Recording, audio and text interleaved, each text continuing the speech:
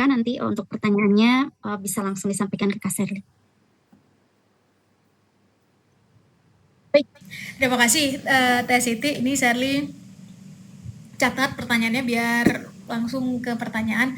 Tantangan terbesar, jadi ini kayak diskusi aja ya Teh, nggak apa-apa ya? Jadi nggak Sherly bawa terlalu serius.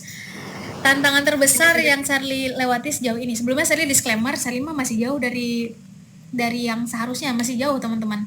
Tapi kalau ditanya tantangan terbesarnya justru dari diri Sherly sendiri. Justru kalau tadi kita bahas tentang tantangan eksternal dan internal, maka sebenarnya yang saya tulis tadi itu adalah tantangan terbesar dari diri saya sendiri. Bahwa kadang-kadang kita ketrap di zona nyaman kita sendiri dan kita tidak tahu bahwa itu zona nyaman. Karena mungkin udah terbiasa dengan cara itu sekian lama, sehingga ketika harus meninggalkan cara itu karena keseharusannya tidak demikian, Sherly luput, Sherly nggak tahu, Sherly gagal untuk meninggalkan hal-hal yang seharusnya udah Sherly tinggalkan, cara-caranya gitu ya. Ada cara yang jauh lebih baik, ada cara yang jauh lebih pantas misalnya begitu. Nah, dalam hal ini ketika Sherly bahkan tidak mampu melihat blind spot Sherly sendiri, dan bahaya sekali orang yang nggak bisa melihat blind spotnya sendiri gitu menurut Sherly, maka otomatis butuh dikasih tahu oleh orang-orang sekitarnya, tadi kamu salah loh, kamu tuh udah terlalu lama tahu caranya kayak gitu dan ada cara yang lebih baik, kayaknya tadi cara kamu merespon kurang tepat dan lain-lain. Nah, itu alasannya kenapa bagi Sherly this is not one man show.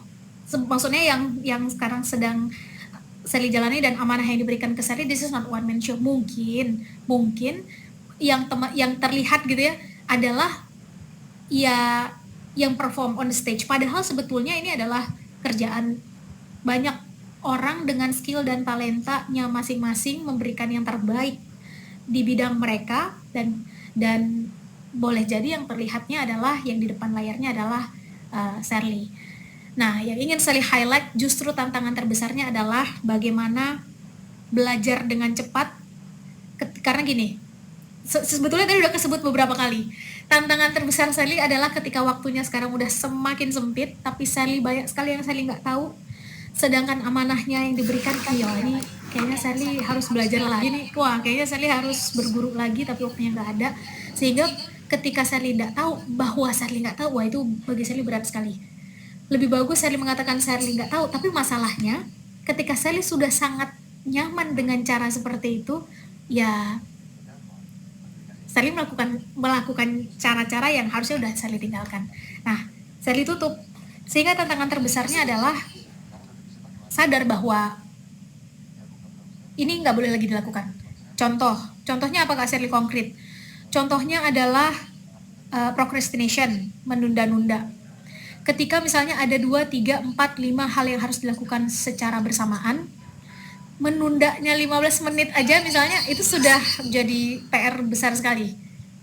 Nah, dari sini Sherly belajar bahwa wah waktu itu luar biasa penting. Ya mungkin kalau sebelumnya Sherly merasa oh ya udah mungkin 15 menit sekarang dilewati, bisa kita ganti nanti dengan yang selanjutnya. Itu bagi Sherly menjadi sangat tantangan, boleh jadi karena kebiasaan yang sebelumnya kali ya, jadi terbiasa dengan sistem yang wah ini semakin mepet waktunya semakin kreatif kan gitu ya biasanya, apalagi kalau mahasiswa semakin kreatif, padahal sebetulnya semakin kita prepare itu hasilnya, kalaupun kita coba, kalaupun kita tes, kalaupun kita bikin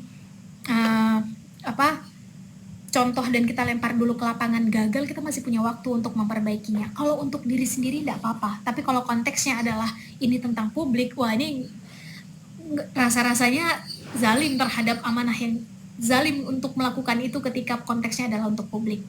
Di sini saya pikir menjadi tantangan besar bagi Sherly untuk bisa selesai dengan kebiasaan-kebiasaan yang nggak boleh lagi dilanjutkan. Dan ya semoga ini menjadi catatan juga bagi teman-teman yang ketika sedang berproses, kalau bisa langsung coret aja hal-hal yang nggak penting. Kalau ada kebiasaan-kebiasaan yang udah tahu nih harusnya nggak ada, udah dihilangin aja, karena ketika kita menunda untuk menghilangkan sesuatu yang harusnya udah dari dulu kita hilangkan, tapi masih kita pertahankan, percayalah di suatu saat nanti kita mau menghilangkannya itu akan jauh lebih sulit, karena karena kebiasaan itu didapat dari akumulasi tindakan-tindakan kecil, dilalahnya kalau dia sudah menjadi karakter.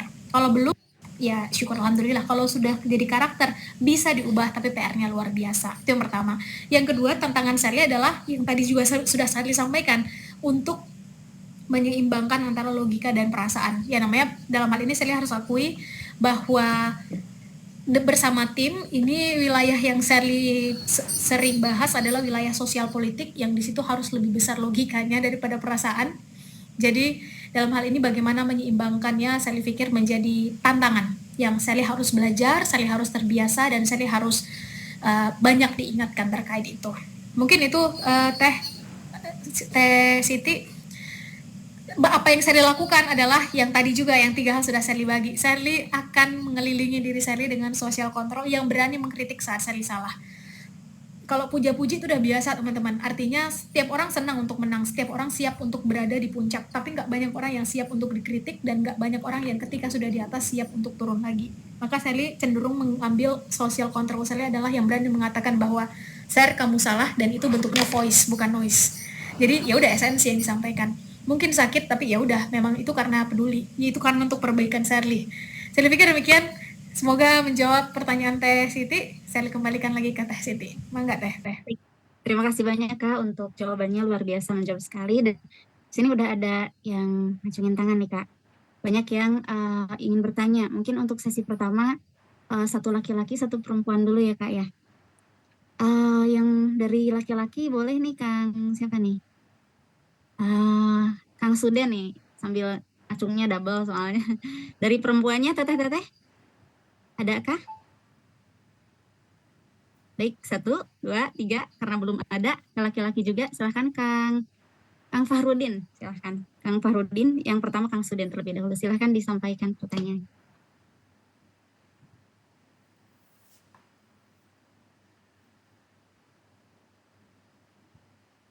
Kang Suden? Halo, apakah terdengar suara? Siap, sudah terdengarkan. Baik, Assalamualaikum warahmatullahi wabarakatuh. Waalaikumsalam. Ya, salam kenal Tessa dan kita. Senang banget bisa bertemu meskipun online gitu ya, dan mendengarkan materinya. Jadi ada beberapa hal yang saya dengar sebelumnya Mbak Haudin ya, dari Bogor. Yang pertama, mungkin terkait tema ini adalah how to become a star gitu ya. Masa lalu student pernah berada di fase student itu mungkin cukup dikenal gitu oleh teman-teman. Mungkin ya cakupannya let's say satu kota kayak gitu ya, pas masa-masa SMP kayak gitu. Student dulu aktif di OSIS segala macam sampai akhirnya student berada di posisi cukup dikenal gitu ya. Lalu ketika masuk ke SMA, student itu merasa bahwasannya kayaknya bisa nih. Dulu tuh merasa terkenal tuh hanya sebatas artis gitu kan, karena pengetahuannya kecil gitu. Cuman ketika dilihat lingkungan artis itu lingkungan yang berat gitu, tantangan dan ujiannya. Akhirnya dari situ student mulai meredupkan impian student untuk bisa menjadi star itu kayak gitu, untuk bisa menjadi terkenal dan lain sebagainya. Dan sekarang student mindsetnya sudah berubah gitu ya, yang mana terkenal itu bukan hanya sebagai dari ketenaran, tapi dari kapasitas dan juga kontribusi yang bisa diberikan kayak gitu. Nah, bagaimana sih cara Teh Sherly merubah mindset Teh Sherly bahwasannya jadi star itu adalah penting gitu untuk kita bisa mencapai suatu titik tertentu kayak gitu, terkait RKU dan lain sebagainya. Itu yang pertama. Lalu yang kedua adalah bagaimana cara Teh Sherly itu untuk bisa mengevaluasi diri, entah itu harian, pekanan, bulanan, atau bahkan tahunan. Mungkin seperti itu aja Teh. Hatur nuhun, terima kasih banyak. Assalamualaikum warahmatullahi wabarakatuh. Waalaikumsalam warahmatullahi wabarakatuh. Kak Sherly gimana nih, mau dijawab satu-satu dulu atau ditampung dulu? Boleh mungkin ditampung satu lagi kali ya Teh ya. Boleh. Silahkan tadi Kang Fahrudin ya. Oke, terima kasih Teh Siti. Kita gas tipis-tipis ya. Berlibur ke Banjarmasin naik kapal selam. Nunggunya di pinggir dermaga. Ketika saya ucapkan salam, harap jawab dengan lantang dan bertenaga. Assalamualaikum warahmatullahi wabarakatuh. Waalaikumsalam warahmatullahi wabarakatuh. Selamat malam Kak Sherly, dan saya followersnya Mbak Sherly, Mbak, di Instagram. Ya, bisa dong nanti di publik mungkin bisa. Oke, dan selamat malam buat teman-teman yang hebat dan siap melesat bersama. Ada 2 pertanyaan nih Kak terkait kolaborasi. Yang pertama, selama karir dan kolaboratifnya Kak Sherly, kita sering dihadapkan pada tantangan dan perbedaan pendapat di dalam tim. Nah, salah satu aspek yang menarik adalah bagaimana kita mengelola dan mengatasi konflik yang mungkin muncul selama proses kolaborasi.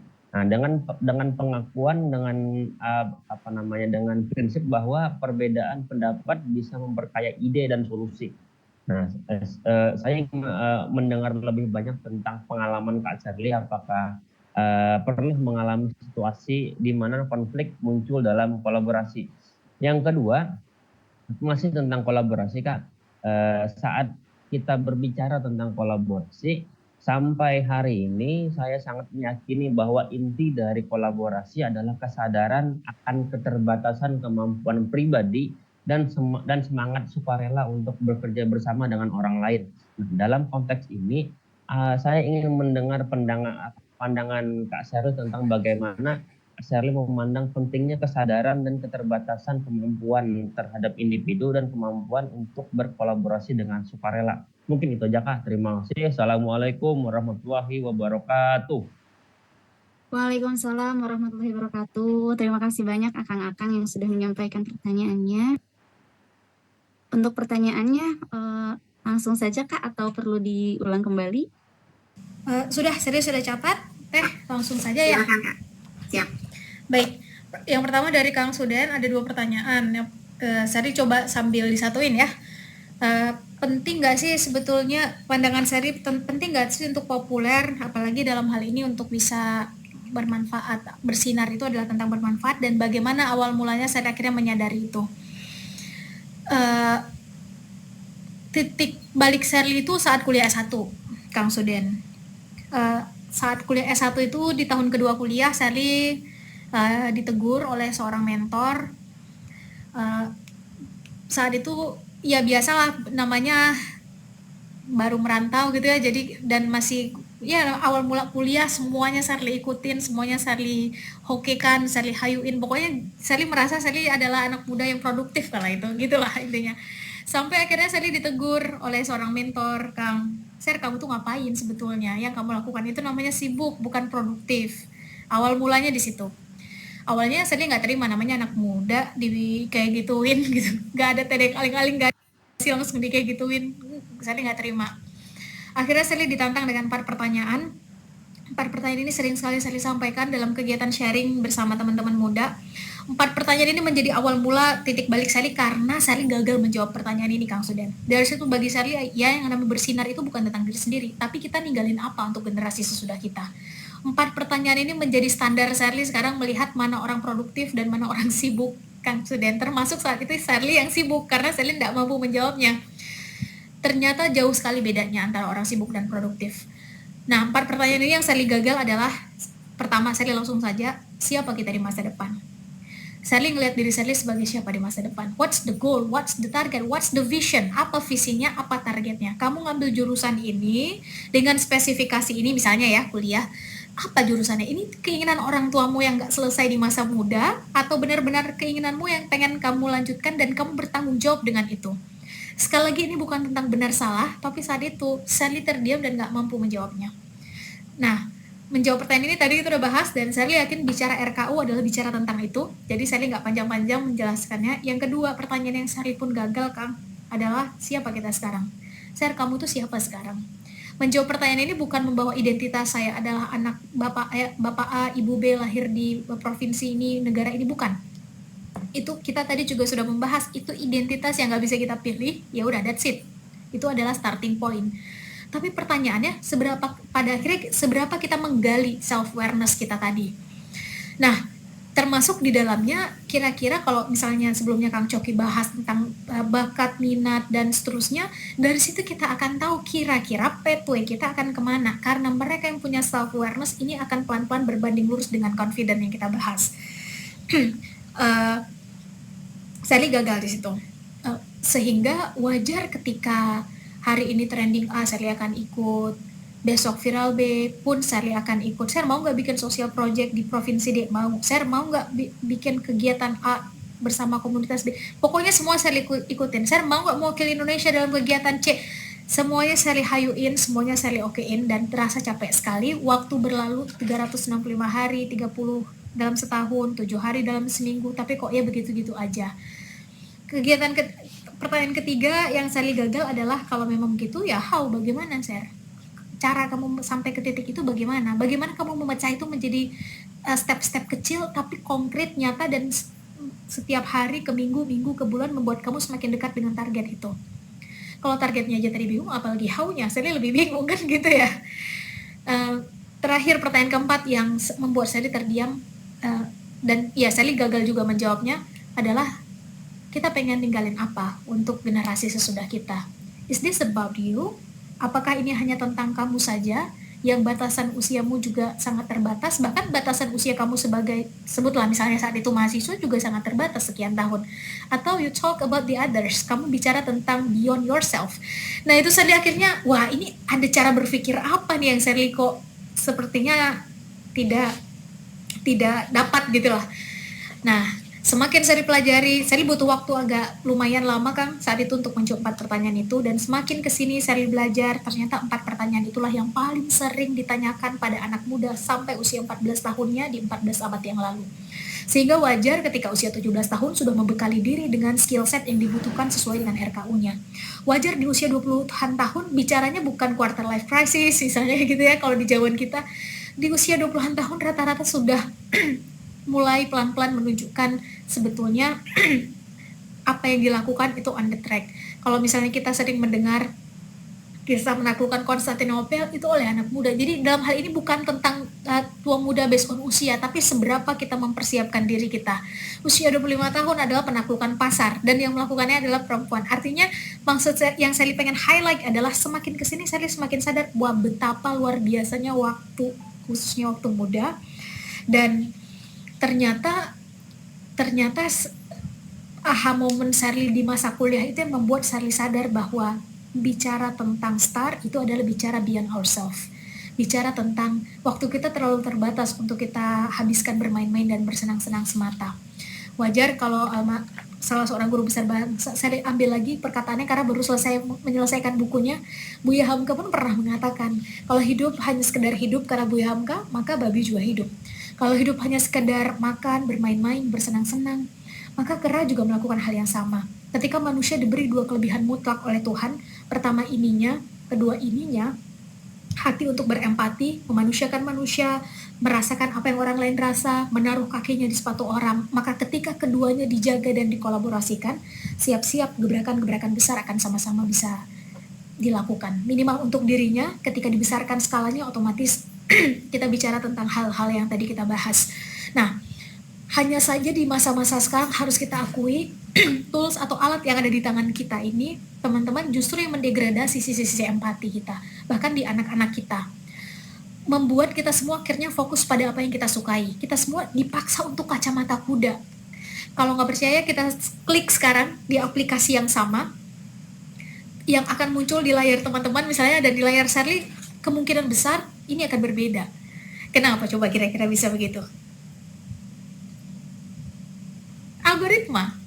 Karena algoritmanya sudah disesuaikan dengan apa yang kita sukai, apa yang sering kita lakukan, apa yang kita senangi. Kita dipaksa dan disesuaikan melihat apa yang kita sukai saja, apa yang kita senangi, membuat kita punya kacamata kuda. Anak muda zaman sekarang terbentuklah akhirnya cara berpikir dan karakternya demikian. Belum lagi dengan video-video yang pendek, membuat cara berpikir kita ketika switch dari satu video ke video selanjutnya begitu pendek, membuat kita kalau dipikir fokus agak dalam, ini udah mulai agak pendek sumbu fokus kita. Tapi Sally izin gak ke sana. Dari sini Sally sadar kalau yang dirawat hanya bicara tentang ini, mencari, sebutlah kalau kita bilang diri kita sendiri atau misalnya pemimpin dan seterusnya adalah tentang ini tanpa melibatkan ini, maka otomatis apapun profesinya ini akan ke depan dengan artificial intelligence akan terganti. Otomatis. Tapi kalau bicara tentang ini yang tadi kita bahas, ini sampai sekarang setidaknya sampai sekarang rasa-rasanya bagian ini yang masih ada sisi kemanusiaan yang harus kita jaga. Nah, pun sama halnya dengan bicara tentang yang tadi ditanya. Ketika bicara tentang hanya popularitas adalah tentang diri sendiri, maka bukankah ini hanya tentang ini saja? Hanya tentang ya greedy, hanya tentang ya pokoknya dapatnya apa? Hanya tentang satu orang dan akan ada waktunya selesai. Tapi bicara tentang bagaimana ya keberlanjutannya, ini adalah tentang bagaimana proses menghasilkan. Ada proses pendidikan di sana. Nah, proses pendidikan ini awalnya mindset, ujungnya karakter. Popularitas akan mempercepat itu. Posisinya di situ menurut Shirley ya. Jadi dia menjadi bridging tapi efektif, tapi bukan segalanya. Di zaman sekarang ada logical fallacy bahwa itu harus populer dulu. Yang pokoknya kalau belum disebut sama akun dengan disebut ya misalnya akun dengan centang biru atau misalnya followernya sekian kok ya kayaknya belum afdol gitu. Padahal ya nggak begitu, itu logical fallacy teman-teman. Artinya kita butuh validasi dulu dari mereka yang secara kasat mata punya pengakuan dan ini jelas cara berpikir yang salah.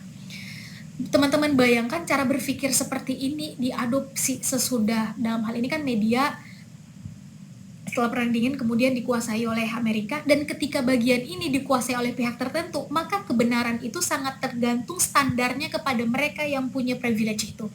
Wajar kalau akhirnya yang dimunculkan, yang mereka punya privilege itu memunculkan sesuatu yang sesuai dengan interestnya, kepentingannya. Sedangkan kebenaran itu tidak berdasarkan kepentingan kan gitu. Dari sini maka popularitas itu adalah power. Power itu harus ada di tangan orang baik. Kalau enggak ya dibulak-balik, hitam jadi putih, putih jadi hitam. Sesuai dengan interest, karena mainannya kan ini. Tidak berdasarkan ini lagi yang tadi kita bahas. Makanya dari situ saya melihat bahwa popularitas ini akan mengakselerasi dan mempercepat, tapi bukan segalanya. Hanya saja power itu harus ada di tangan orang baik. Popularitas itu adalah salah satu power di zaman sekarang, maka dia harus ada di tangan orang yang baik. Maka apapun yang teman-teman lakukan, maka popularitas, misalnya kita bilang trending, FYP, itu ada strateginya kok. Dan bicara strategi, siasah, metode, itu sangat bisa fleksibel dan bisa dipelajari. Mungkin forumnya enggak di sini, tapi yang jelas ketika itu adalah skill teknis, maka practice makes us perfect. Otomatis mereka yang pakai strategi, mereka yang bersiap dan lain-lain itu jauh lebih punya spot dan lebih disenangi. Jangan-jangan selama ini, dalam hal ini ya beberapa kali berdiskusi dengan mentor dan teman-teman, jangan-jangan selama ini kenapa kebaikan, kenapa kebenaran yang sering kita lihat kok ya seolah-olah selalu kalah gitu ya, jangan-jangan karena nggak pakai strategi, jangan-jangan karena nggak pakai siasah, jangan-jangan karena tidak dipersiapkan secara matang dan profesional. Misalnya ya, ini hanya contoh-contoh hal yang kita coba bongkar saja. Dan ketika ini menjadi PR kita semua sebagai anak muda, ya mari kita ambil bagian, mari kita persiapkan secara serius, mari kita ambil sesuai dengan porsi kita masing-masing dan mengisi bidang kita masing-masing, karena dengan cara bersiap dan mengisi sesuai dengan bidang kita masing-masing, tapi menjadi the best, kalau bisa excellent di bidang kita, yang akan memberikan kontribusi nyata di nanti, misalnya 5 tahun, 10 tahun, 15 tahun ke depan. Jelas prosesnya butuh sabar, dan sabar ini juga berat. Gampang diucap, tapi berat nanti ketika implementasi. Jadi apakah penting? Jawabannya penting. Populer itu adalah salah satu power di zaman sekarang, tapi bukan segalanya. Sally masuk, terus gimana caranya mengevaluasi kan gitu ya tanyanya. Tadi Sally sempat bahas tapi secara cepat, ada internal, ada eksternal. Kalau internal ini udah Sally pikir udah di level, mungkin Sally juga proses ke sana, belum sampai ke sana, tapi evaluasi dari internal bahasanya mungkin muhasabah, kita coba introspeksi, ini kayaknya salah deh, ini kayaknya nggak bener deh, ini kayaknya kelewatan batas deh gitu. Itu Sally pikir menjadi kejujuran kita dengan diri kita sendiri gitu. Salah satu hal yang saya pegang adalah nasihat dari guru-guru menyebutkan kalau kita nggak pengen itu kelihatan, kalau tindakan itu kita nggak pengen banyak orang tahu, maka boleh jadi ini ada sesuatu yang tidak sesuai sebagaimana seharusnya. Ketika kebiasaan kita adalah cenderung pada hal-hal yang tidak melakukan itu. Misalnya kita biasanya nggak mencuri, kali ini kok ya ada kesempatan kita ngambil, karena kan korupsi itu bisa terjadi dan dalam konteksnya besar gitu, ketika punya kesempatan. Integritas itu baru dicoba kalau ada kesempatan teman-teman. Kalau nggak ada kesempatan, kayaknya integritas agak sedikit dipertanyakan.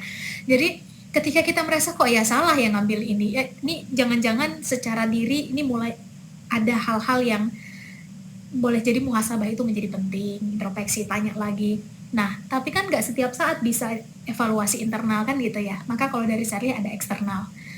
Eksternal ini kayak gimana? 3 hal yang tadi sama-sama kita bahas. Lingkungan sekitar menjadi penting, karena ibaratnya nih misalnya kita punya satu wadah gitu, warnanya kurang lebih sama, value-nya sama. Kalau ada sedikit yang berbeda warna di situ, itu akan langsung kelihatan. Kita akan, kok ya ada beda nih satu potong kue ya, akan berbeda. Selanjutnya adalah ketika ini adalah kerjaan tim atau bareng-bareng misalnya, maka ketika ada yang nggak pada tempatnya, ini akan mengurangi ritme otomatis. Mobil misalnya harusnya jalan di 80 km per jam, tapi harusnya dengan semua yang kondisi situasinya baik-baik aja, kok cuma bisa narik di 50 ya? Ini apa yang salah? Jangan-jangan ada bannya nih yang bocor satu, jangan-jangan ada olinya mungkin yang harus diganti. Jadi dari sini sebetulnya akan menunjukkan ini ada performa yang nggak benar, ini sebetulnya ada yang nggak pas di mana. Kalau konteksnya adalah tim. Jadi evaluasi pribadi itu penting, internal. Kalau untuk diri Sherly sendiri, ada yang internal, ada yang lingkungan sekitar yang menegur. Tapi Sherly pribadi journaling. Sherly sangat senang dengan salah satu cara Sherly untuk mengingat hari ini apa, besok mau ngapain, dan lain-lain, tercapai apa enggak, apa yang terjadi di luar dari rencana. Terus Sherly suka journaling, Kang. Jadi kalau misalnya ada yang senang journaling, boleh jadi itu menjadi caranya mengevaluasi hari per hari. Tapi kalau enggak senang, ya nggak apa-apa juga, itu nggak harus kok. Tapi itu membuat Sherly jadi bisa lebih sistematis melihat mana yang harus, mana yang enggak, mana yang dilanjutin, mana yang enggak, mana yang sesuai target, mana yang enggak. Mungkin kebiasaan sudah dari SD SMP jadi kelanjutan. Itu cara Sherly mengevaluasi. Kan terakhir mungkin guru ini ketika Sherly udah stuck, udah ini nggak tahu lagi Sherly harus kayak gimana karena keterbatasan ilmu, keterbatasan pengalaman dan lain-lain, biasanya Sherly akan tanya ke guru. Guru ini ada yang konteksnya spiritual, ada yang sifatnya profesional, ada yang sifatnya keilmuan juga secara umum. Jadi ya ada banyak guru, mentor yang Sherly coba tanyai ketika Sherly harus mengevaluasi beberapa hal yang Sherly tidak tahu, baik yang konteksnya sudah maupun yang akan Sherly ambil ke depan persiapannya. Untuk pertanyaan dari yang kedua tadi, sebelumnya salam kenal juga Kang, kolaborasi, tentang kolaborasi. Sherly sangat sepakat Kang bahwa kolaborasi itu tanda bahwa ya skill kita A, skill kawan kita B, dan kita punya kekurangan. Dan akan jauh lebih efektif dan efisien ketika kita bersama-sama. Mungkin karena Sherly sepakat, mungkin Sherly tambahkan. Jadi cara Sherly memandang kolaborasi itu dan bagaimana kolaborasi bisa efektif adalah ketika kita punya irisan nilai, irisan persamaan. Mungkin kalau timnya kecil ya udah kita punya kekurangan, tapi bagaimana ketika tim kita harus berkolaborasi dengan tim sebelah yang sebetulnya sama-sama punya kelebihan dan kelebihan yang oke gitu. Jadi kan yang muncul ego dan ego gitu. Jadi ini adalah tentang kita punya irisan tujuan apa nih? Kita punya irisan persamaan atau value apa nih? Sehingga kapal kita dan kapal mereka harus berjalan bersamaan. Karena ketika udah di skala tertentu, bisa jadi semua yang mereka miliki ada di kita, misalnya gitu ya, ada di tim kita misalnya, atau kita bisa menggantikan, tapi ada 1, 2, 3 hal yang membuat ya kita harus bersamaan, irisan value kita bersamaan, sehingga ya udah kita saling bergandengan tangan. Definisi kolaborasi ini Sherly dapat konsepnya adalah dari bagaimana pada akhirnya 78 tahun yang lalu, apakah kerajaan Samudra Pasai sampai Ternate Tidore itu punya kelebihan dan ego masing-masing, wah luar biasa. Majapahit segala macam kerajaan yang memang punya wilayahnya masing-masing, tapi kok ya mau akhirnya bersatu, bahkan ia memberikan wilayahnya. Dalam hal ini konteksnya adalah punya persamaan tujuan, ada irisan visi yang sama. Mungkin ada yang memang menganut keyakinannya adalah Hindu, mungkin ada yang Islam, mungkin ada yang mungkin berbeda gitu dalam hal ini. Tapi ketika kita sama-sama melihat ada irisan persamaan, wah ini wilayah kita sama-sama dijajah nih, wah ini nggak bisa dibiarin nih ketidakadilan kayak begini. Irisan persamaan itu yang akhirnya bisa membuat kita berkolaborasi dan menanggalkan sisi-sisi keegoan kita. Nah, atas dasar ini pada akhirnya kita bisa berkolaborasi dengan siapa saja dalam konteks teknis, dan cara seperti ini yang membuat pada akhirnya perbedaan itu menjadi rahmat. Perbedaan itu justru membuat kita menjadi saling menghargai. Toleransi itu pada akhirnya bukan memaksakan, tapi menghargai bahwa yang di sana kopi, yang di sini teh, yang teh nggak harus minum kopi, yang kopi nggak harus minum teh, memang ya berbeda begitu. Tapi itu yang membuat saya akhirnya melihat wah kolaborasi ini indah sekali dan bisa masuk kemana saja, konteksnya bisa apa saja. Terus hubungannya dengan kita nih anak muda, misalnya saya bawa ke sini, ya sama. Kira-kira kita 10 tahun ke depan saat fixation pertama bonus demografi terjadi di negeri ini, dan itu eranya kita semua, kita pengen melihat kondisi kita, generasi kita kayak gimana. Maka saya yakin atas dasar sesama warga negara Indonesia atau sesama anak muda di negeri Indonesia ini, otomatis kita bisa berkolaborasi sesuai dengan bidang dan kapasitas kita masing-masing. Apalagi kalau kita bicara anak-anak muda muslimah gitu ya, itu jauh lebih bisa karena value-nya harusnya sudah sama. Kita melihat apa di Indonesia 2045, saat yang kita fokuskan adalah persamaannya, misalnya gap pendidikan semakin berkurang, misalnya begitu. Atau kita melihat kesejahteraan seperti apa, atau dan seterusnya, maka otomatis kita akan datang dari starting point kita mungkin berbeda-beda, tapi kita akan datang dari pathway kita masing-masing untuk membawa puzzle kita masing-masing. Nah, karena kita punya puzzle yang beda-beda, itulah akhirnya kita bisa saling mencocokkan satu sama yang lain. Justru perbedaan itulah yang membuat kolaborasi itu menjadi indah gitu. Kolaborasi itu akhirnya meniscayakan perbedaan itu menjadi rahmat, karena puzzle kita otomatis berbeda-beda.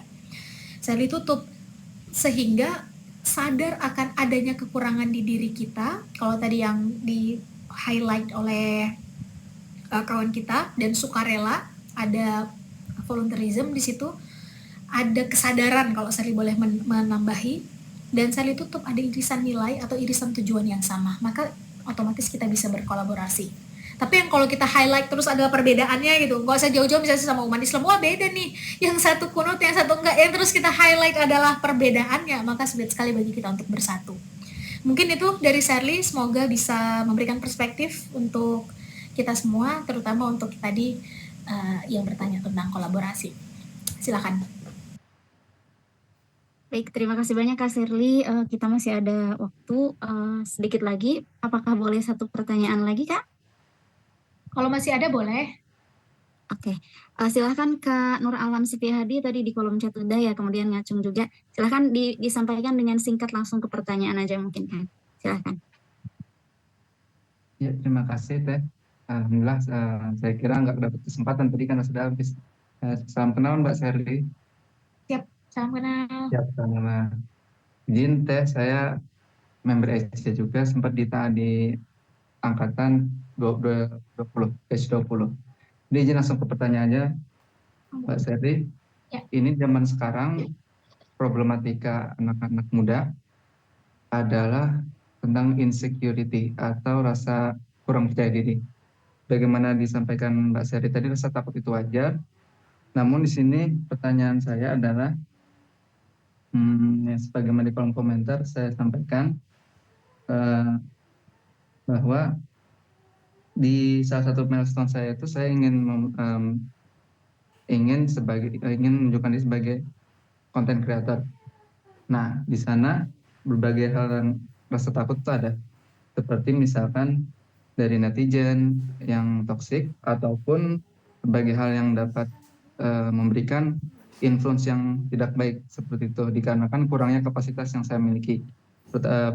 Pertanyaan adalah, apakah saya harus menuntaskan kapasitas saya terlebih dahulu, misalkan di bidang tertentu yang saya minati tersebut, atau saya bisa memulai juga membuat konten, sedangkan kapasitas saya itu belum maksimal.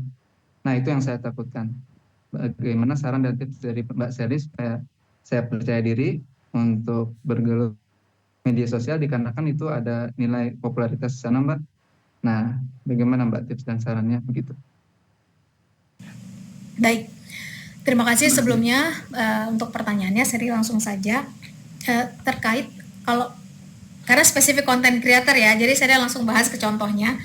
Kalau content creator, apalagi kalau konteks digital, kalau seri 3 Kang yang Seri pegang, content creator itu selama yang diperjuangkan itu atau yang disampaikan itu adalah sesuatu yang baik, benar, dan bisa dipertanggungjawabkan. Kalau dulu berhenti di benar, baik dan benar. Tapi kalau bicara digital, apalagi konteksnya adalah dengan sangat cepat bisa naik, itu bisa dipertanggungjawabkan menjadi penting. Karena kita nggak tahu itu berhentinya di mana. Tahun 2019, Seri membuktikan satu case itu sudah viral di Indonesia di tahun 2000, saya tahu itu di tahun 2018, dan sudah ada klarifikasi dari pihak bersangkutan bahwa itu tidak benar. Jadi udah selesai, case close, kasus sudah ditutup. Satu kesempatan Sally diamanahkan intinya untuk ikut satu kegiatan internasional, berangkatlah ke Korea Selatan. Di Korea Selatan karena itu pertemuan internasional, ketemu dari kawan-kawan, ternyata ada dari Afrika. Dia menunjukkan satu video yang Sally tahu persis itu video yang sama yang viral di Indonesia di tahun lalu, tapi ternyata itu baru viral di Afrika. Artinya kita nggak pernah tahu itu bola selesainya di mana. Padahal itu sudah diklarifikasi oleh perusahaan yang berkaitan bahwa itu nggak ada, itu udah selesai. Itu sudah mendapatkan hal-hal yang seharusnya didapatkan secara standar aturan begitu. Jadi dipertanggungjawabkan itu menjadi penting. Mengenai yang mana yang duluan, selama kita sudah memulai mengisi gelas kita, maka keep going. Ketika kita sudah harus memulai, ya mulai. Karena kita nggak pernah tahu ini tangga yang mana yang akan membukakan pintu selanjutnya, kita nggak pernah tahu. Kita nggak pernah tahu karya kita yang mana yang akan menjadi batu loncatan untuk masuk ke stage selanjutnya, kita nggak pernah tahu. Nah, untuk itu ketika sudah memulai melengkapi diri dengan kapasitas belajar yang tadi, maka mulai berkarya. Saya pikir kita nggak tahu nanti karya kita yang mana yang akan boom, yang akan, kalau konteksnya content creator, yang akan viral. Tapi selama proses itu belajar terus, tambah ilmu terus, kapasitas, jam terbang dan lain-lain, karena ternyata semakin kita belajar semakin kita merasa nggak tahu, Mas atau Kang. Bener. Jadi Sally misalnya memulai kan memang belum lama, dari kalau Sally boleh share 2019 Sally memulai, ini adalah sesuatu yang Sally harus sampaikan yang di luar zona nyaman Sally. 2019 itu Sally keluar dari zona nyaman, menyampaikan pendapat lewat online, yang sebetulnya kalau pendapat itu Sally lebih senang menyampaikannya secara langsung. Long story short, akhirnya Sally bertemu dengan beberapa yang lebih senior dalam hal ini dan mengingatkan, Sir, ingat batasannya sampai di sini, jangan sampai nanti kamu kena di aturan yang bisa dibolak-balik dan seterusnya. Dari situ Sally belajar lagi, dari situ Sally mendengar lagi, dari situ Sally perdalam lagi. Jadi selama kita mau dengan cepat menambah kapasitas, belajar, mendengar, cari mentor, cari circle, dan berusaha untuk tahu sampai mana baik, benar, dan bisa dipertanggungjawabkan, go fight for it. Nah, dilalahnya, ini yang mulai gak enak nih. Kalau ditanya idealnya seperti apa, kalau dari Sally kapasitas dibangun, nanti sambil berkarya, kita gak akan pernah tahu karya kita yang mana yang akan boom. Kita gak akan pernah tahu. Tapi, kalau ternyata sudah boom dan merasa, kapasitas kita sebetulnya belum, maka boleh jadi kita merasanya belum, tapi lingkungan, situasi, kondisi, bahkan orang-orang di sekitar kita sudah merasa bahwa kita cukup siap.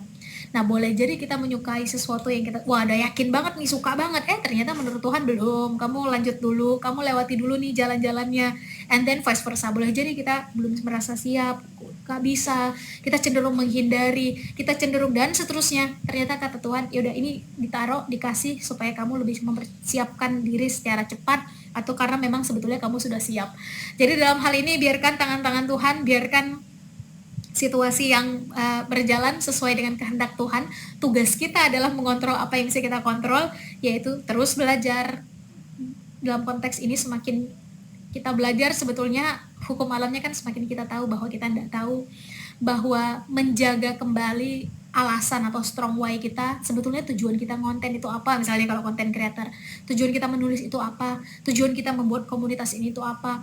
Kembalikan strong why atau grand why-nya, itu akan membuat kita kembali menapak atau kembali pada sebetulnya kenapa kita memulai ini dulu. Karena namanya toh nanti akan ada sindrom-sindrom sampai di titik tertentu, udah sampai di titik ini nih misalnya, udah sampai di ketinggian tertentu, pemandangannya indah sekali ya, sudah bisa melihat lebih luas ya, ada puncak yang lebih tinggi lagi ternyata dari puncak yang saat ini sudah kita lewati misalnya, otomatis sindrom-sindrom itu akan ada.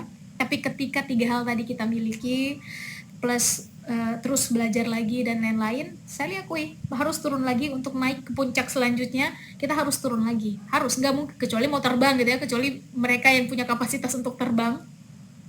Tapi untuk naik ke puncak yang lebih tinggi harus turun. Makanya proses naik turunnya berjuang itu adalah hal yang wajar. Tapi ketika kita kembali pada strong way, kenapa kita mulai ini dulu, mengelilingi diri dengan orang-orang yang tahu itu dan punya circle atau social control yang value-nya sama, maka berada di bawah atau udah mulai merasa nggak semangat, leyeh-leyeh, rebahan, akan ada yang mengingatkan, Ser, jangan terlalu lama Ser rebahannya, tujuan kita masih jauh loh, yuk kita mulai lagi.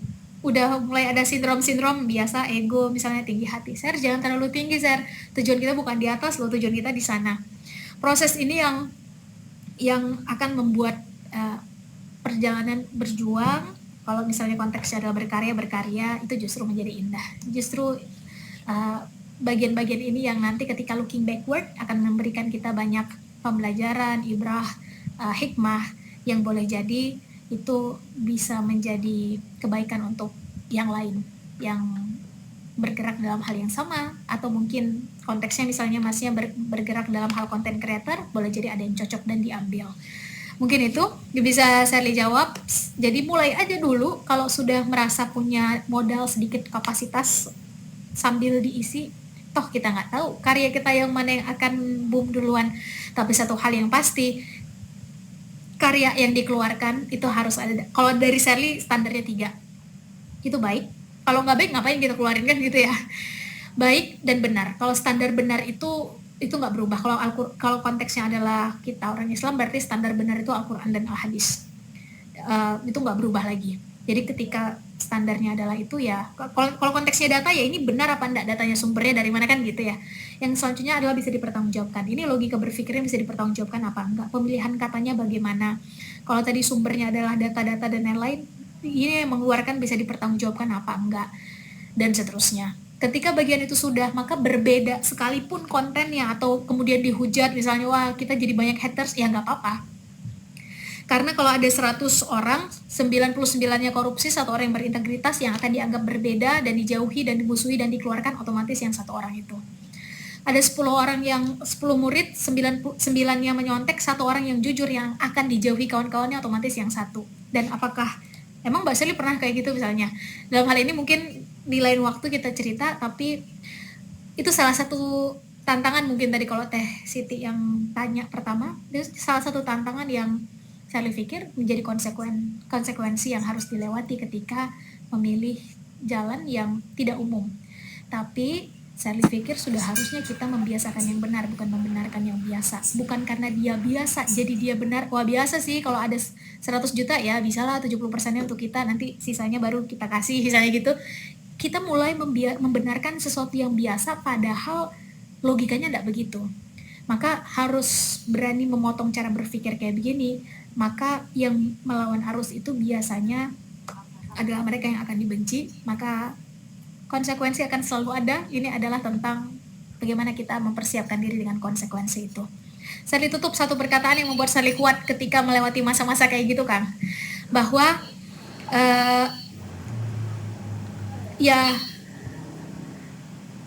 kalau nggak salah bunyinya kayak begini, tapi saya memegangnya, bahwa hidup itu memang adalah perjuangan, karena hidup yang tidak diperjuangkan itu berarti hidup yang tidak dihidupi dengan sehidup-hidupnya. Jadi ya mari berjuang sesuai dengan bidang kita masing-masing. Melawan arus itu adalah hal yang wajar dalam proses perubahan. Ketika sudah ada sesuatu